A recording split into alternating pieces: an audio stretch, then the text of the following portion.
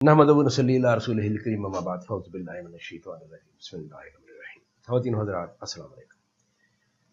पिछले एपिसोड में मैंने आपसे कहा था कि मैं अपने अगले प्रोग्राम में आपको ये बताऊंगा कि ये जो अज्जा आपको मैंने बताए थे, बेटा मुआमन या बेटी मुआमन, इनके सादा नाम क्या है, जिनको कि आम हम वर्चियन में बोलते हैं या हमारे सोसाइटी में घरों में ये बोले जाते हैं। तो सबसे पहला जो जुज़ है उसको अंडरस्टैंड कर लें कि बहू या जो आपकी बीवी है इसको खुश रखना है। परेशानी के बारे में ये याद रखें कि ये बेटी को सपोर्ट करती है। वो परेशानी हो, मायूसी हो, ज़हनी तनाव हो, दबाव हो, ये सब चीज़ें बेटी को सपोर्ट करती हैं। इससे ना सिर्फ ये कि उस औरत को आपने महफूज रखना है जिससे आप बेटे की ख्वाहिश कर रहे हैं, बल्कि उस मर्द को भी महफूज रखना है जो इस काम के लिए कोशिश करना चाह रहा है।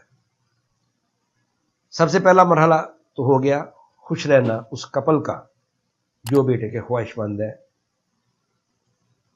हमल हासिल करने से कम 5-6 माह पहले आपको ये सारी तैयारी रखनी होगी कि भाई आपके जो भी ऐसे फैक्टर्स हैं जिससे आपको परेशानी होती है घर में, या सास चेक कर सकती है कि मेरी बहू को इस मसला हो रहा है फलां चीज़ से, तो वो 5-6 माह उनको खुश रख के उसके बाद हमल हासिल करना है।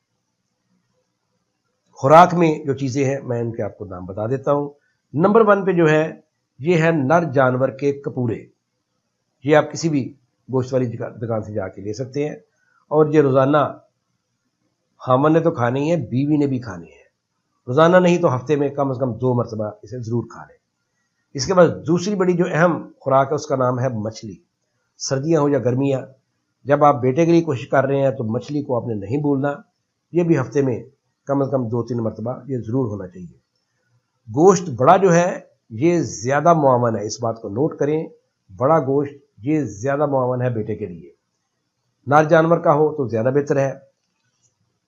बड़े गोश्त के अलावा छोटा गोश्त जो मुर्गी है ये गोश्त की कैटेगरी में आखिरी नंबर पर आती है, इसलिए कि ये फीमेल जानवर होता है। ये जो पोल्ट्री की जो मुर्गी खाते हैं ये फीमेल जानवर होता है, इसलिए ये। और उसके अलावा चूँकि इसकी जो जब ये तैयार होती है तो इसकी खुराक में ऐसी चीज़ें शामिल हैं जो कि बॉडी के मेटाबॉलिज्म को ख़राब करती है, इसलिए हम मुर्गी को इतना इनकरेज नहीं करते।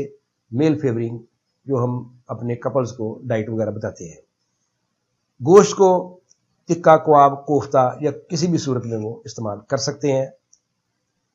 इसके बाद जो अगली इम्पॉर्टेंट चीज़ है उसका नाम है फल। फल आपने ऐसे ज़रूरतमंद जोड़े ने रोज़ाना इस्तेमाल करना है। उनमें से जो टॉप पर फल है उसका नाम है केला, फिर अंगूर, अनार। लेकिन ये जितने भी फल होंगे ये आपने मीठे वाले इस्तेमाल करने हैं, तुर्श और खट्टे वाले इस्तेमाल नहीं करने हैं। बहुत बड़ी गलती जो मैं बहुत सी इंग्लिश जो कई वीडियोस चल रही हैं, वेबसाइट्स मौजूद है, मैं उन सबको देख रहा हूँ और मैं इंशाल्लाह एक वीडियो बनाऊंगा जिसमें मैं उनको रख के साथ मैं उन पर ये बताऊंगा कि वहाँ पे वो बहुत बड़ी मिस्टेक कर रहे हैं। जब इंटरनेशनल रिसर्चेस इस बात को साबित कर चुकी हैं कि विटामिन सी एंड डी जो है ये फीमेल फेवरिंग है, तो वो अपने फ्रूट चार्ट जो चार्ट देते हैं वो अपने उनको उन कपल्स को, उसमें विटामिन सी कैसे लिख के देते हैं। मैं इस बात को मानता हूँ कि विटामिन सी जो है ये स्पर्म्स को एज ए हाउल सपोर्ट करती है, लेकिन हमें इस नुक्ते को ज़हन में रखना चाहिए कि ये फीमेल स्पर्म को ज़्यादा सपोर्ट करती है। ये रिसर्च मैं जानता हूँ कि अभी तक ये ज़्यादा आउट नहीं है और ज़्यादा लोगों को अभी इसका पता नहीं है। मेरी इस बुक में एंड इवन ये PhD की जो डिग्री है इसमें इस बात का वाज़ह तौर पर बयान किया गया है कि विटामिन डी जैसा ही अमल है विटामिन सी का भी, और ये दोनों ही कैल्शियम मैग्नीशियम के मेटाबॉलिज्म में काम करती हैं। जब कैल्शियम मैग्नीशियम बॉडी में स्ट्रांग होगा तो वो फीमेल फेवरिंग एनवायरनमेंट पैदा करेगा। तो आप लोग, मैं देखता हूँ कि बड़े बड़े सेंटर्स वाले जो 9-9, 10-10 लाख रुपए ले रहे हैं इन कपल्स से एक केस को डील करने का, तो आप कम से कम जो लेटेस्ट रिसर्चेस हैं उनसे इस्तेफादा तो कर ले। इस्तेफादा आप लोग वही पुराने जो सन 76 की आपके पास रिसर्चेस है उनसे कर रहे हैं और लेटेस्ट दौर में आप लोगों से के साथ ज्यादती कर रहे हैं इस मामले में। सो मैं गुजारिश करूँगा जो जदीद तरीन हमारे सेंटर्स हैं कि वो सिट्रस फ्रूट्स पे जदीद तहकीकात को पढ़ें और अपनी इस चीज़ को अमेंड करें। इसके बाद अगला जो हमारा पॉइंट है वो है जोड़े का सैर करना रोजाना खुली हवा में। सुबह कर ले ज्यादा बेहतर है, फजर के बाद अगर नहीं पॉसिबल शाम को कर लें। सैर के अलावा इनका डेली सुबह या शाम को वर्जिश करना कम से कम आधा घंटा बहुत जरूरी है। लेकिन इस सैर और वर्जिश से जो थकावट पैदा होगी उसके लिए इनका आराम करना भी बहुत ज्यादा जरूरी है।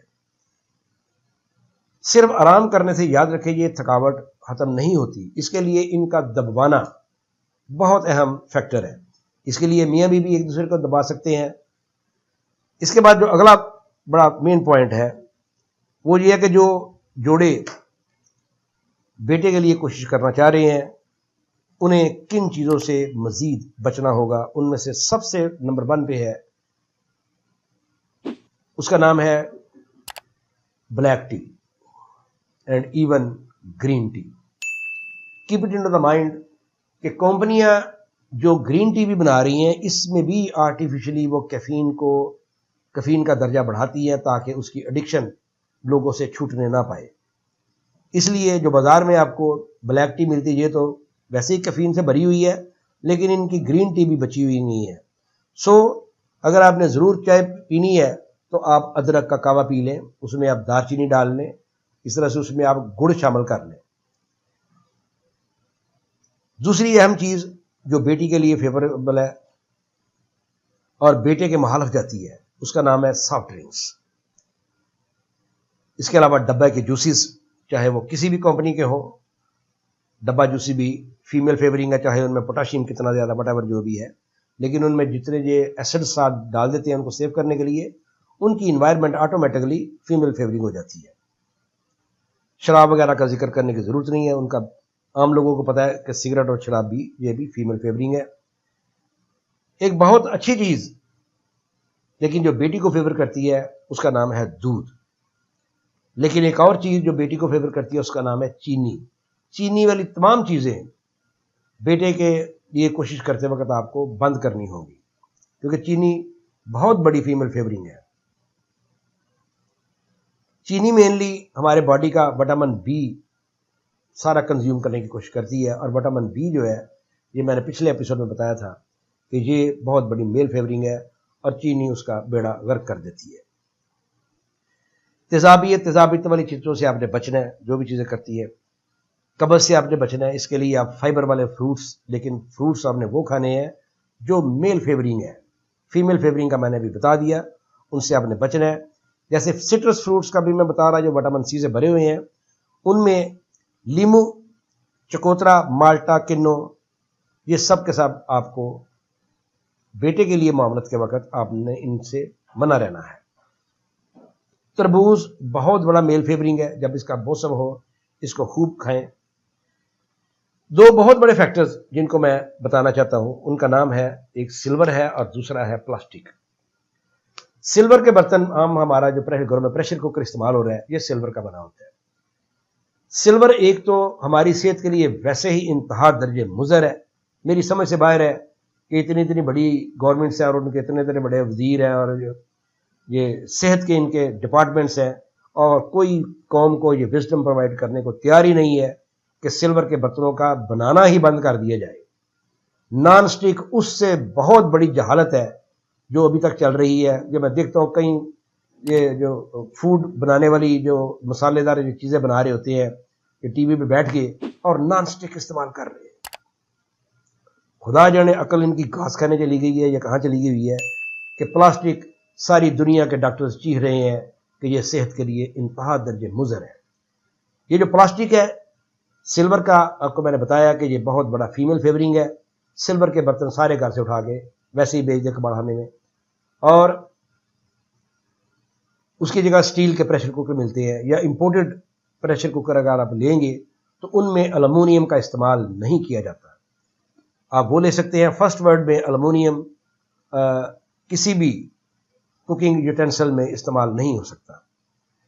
प्लास्टिक के बर्तन इंतहा दर्जे फीमेल फेवरिंग है, लेकिन मैं कहूँगा कि जिन लोगों ने बेटी के लिए कोशिश करनी हो वो भी प्लास्टिक के बर्तन इस्तेमाल ना करें, क्योंकि ये जेनेटिक डिफेक्ट्स तक पैदा कर सकती है आपके बच्चों में। इसलिए प्लास्टिक से काइंडली अवॉइड करें, स्पेशली जो बेटे के लिए करना चाहते हैं और जो अपनी सेहत को ठीक रखना चाहते हैं वो भी प्लास्टिक और सिल्वर को घरों से निकाल दें।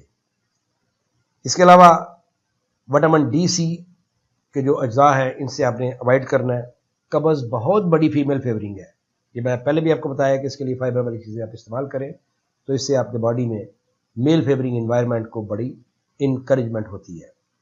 आज मैंने आपको उन अज्जा का बिल्कुल आम ज़बानों में जो हम इसका जो नाम लेते हैं, मैंने उनकी सूरत में आपको रोशनी डाली है कि ये चीज़ें बेटी को फेवर करती हैं और बेटी को फेवर करती है और ये बेटे के मुखालिफ जाती हैं। इसलिए आपने इनसे अवॉइड करना है और जो चीज़ें फेवरेबल हैं उनको आप इख्तियार करें और ये आप हमल से 5-6 पहले इख्तियार करें, इनका मुसलसल इस्तेमाल रखें तो इससे आपकी बॉडी में मेल फेवरिंग एनवायरनमेंट बहुत हाई रहता है। और चूँकि ये कवानीन कुदरत है, मुख्तलिफ डॉक्टर्स ने इन पे PhDs करके तो ये सारे फैक्टर मालूम किए हुए हैं। मैं आज को आपको जो केला बता रहा हूँ तो ये केला ऐसे ही नहीं मिल गया था, 40 साल तक रिसर्च हुई थी तो इसका पता चला था कि केले में जो पोटाशियम पाया जाता है ये बहुत बड़ा मेल फेवरिंग है। बाकी मज़ीद मालूमात के साथ इंशाल्लाह अगली वीडियो में आपके साथ हाज़िर होऊंगा। तब तक के लिए इजाज़त दीजिए। अल्लाह हाफ़िज़।